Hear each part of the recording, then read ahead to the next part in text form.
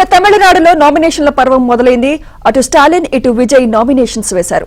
కొలుతూరులో Stalin, తిరుచారుపల్లిలో Vijay nominations వేశారు.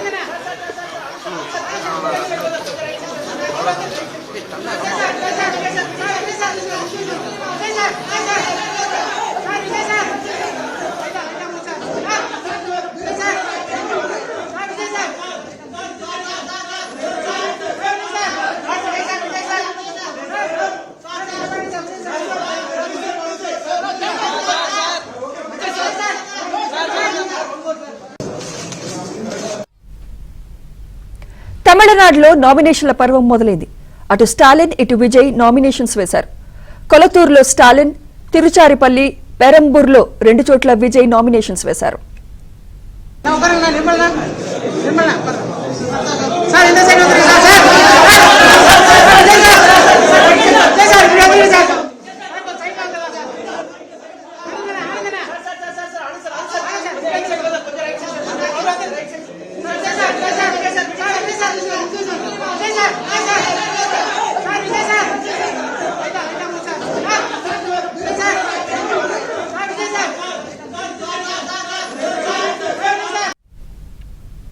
Stalin, Vijay nominations కి సంబంధించి మరింత సమాచారం మా ప్రతినిధి సిరి అందిస్తారు. సిరి,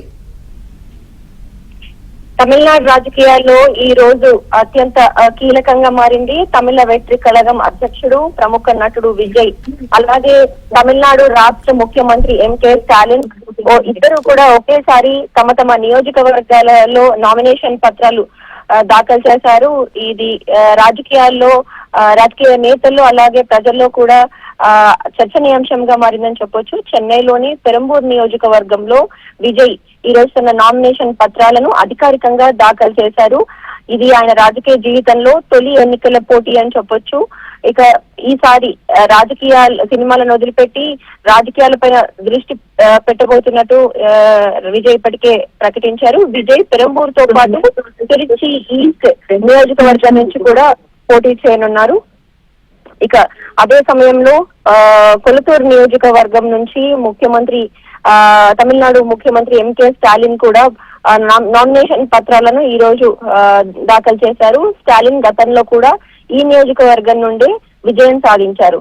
చెన్నైలో కీలక నేతలను నిలబెట్టే వ్యూహంలో భాగంగా ఇక్కడ మరోసారి స్టాలిన్ తన ఇదే స్పెషల్ డిఎంకే స్ట్రాంగ్ గా ఉన్నటువంటి నియోజకవర్గాలను సెలెక్ట్ చేసుకొని మేనిఫెస్టో రిలీజ్ చేశారు.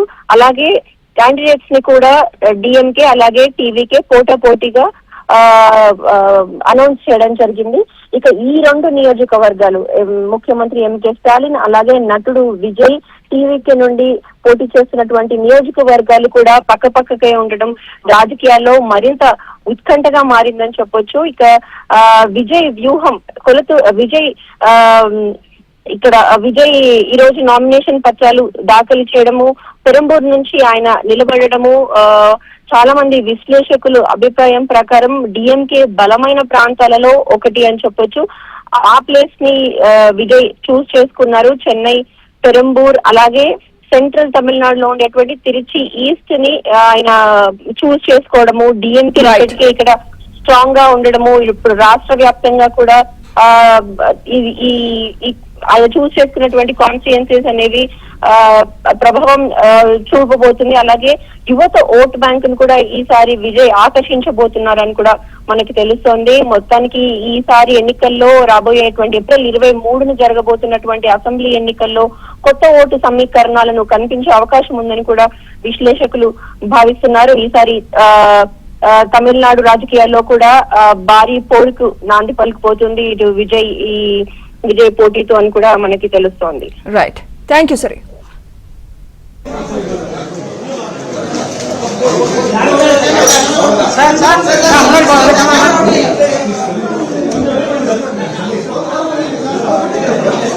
నిర్మల